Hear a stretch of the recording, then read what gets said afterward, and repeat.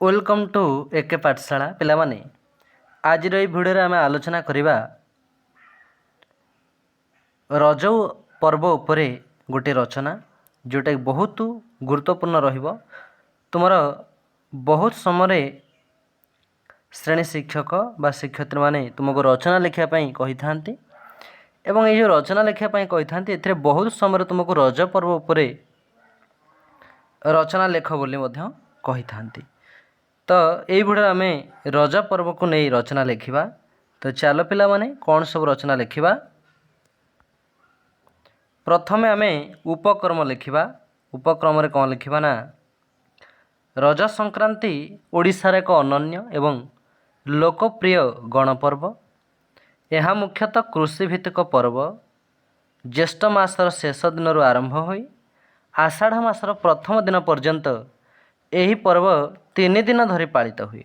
यह केवल एक पर्व नुहे बरं ओडिया संस्कृति और परंपरार एक प्रतीक। आम एतिक लिखा उपक्रम तापर कौन लिखा ना बिले रजर महत्व बा रज पर्वर महत्व।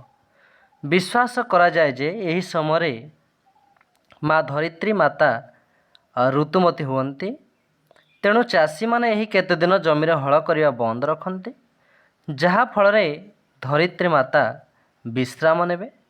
यह महिला मानक प्रति सम्मान एवं प्रकृतिर सृजन शक्ति को पूजा करिवार एक माध्यम। रजर महत्व आम एतिक लिखिपर। तापर लिखा ये जो रज पर्वर विभिन्न दिवस। रज पर्व साधारणतः 3 दिन धरी पालन करा जाए।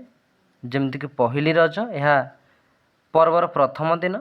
तापर रज संक्रांति यह रज पर्वर मुख्य दिन बा द्वितीय दिन आम कहीपर। तापर भूई दहन बा यह हूँ पर्वर शेष दिन।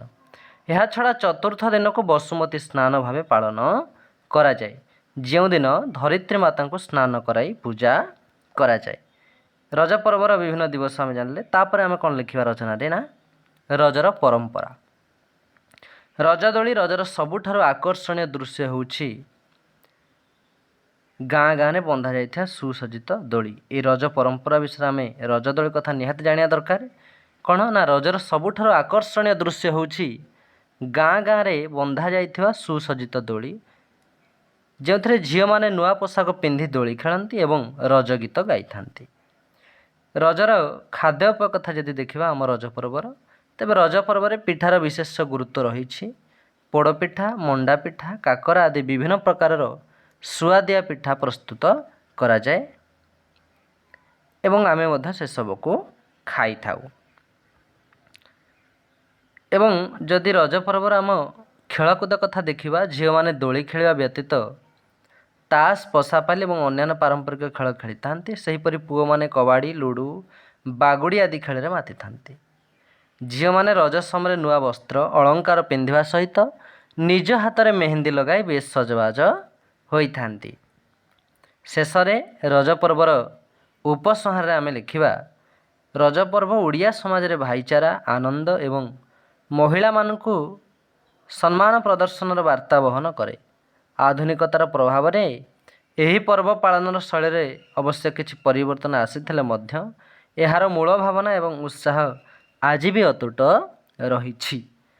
तो पे माने आम आलोचना करथिले तुमर रज पर्व उपरे गोटे छोट रचनाटे जोटा कि बहुत गुरुत्वपूर्ण हम तुम पाठ पढ़ा कारण बहुत समय तुम स्कूल तुमको दियंती जे रज पर्व उपरे रचना लेख। तो निहाती एमती तुम्हें रचना लिखिद। जदि भिडियो भल लगी सांग साथी शेयर कर चैनल सब्सक्राइब कर और लाइक कर दियो।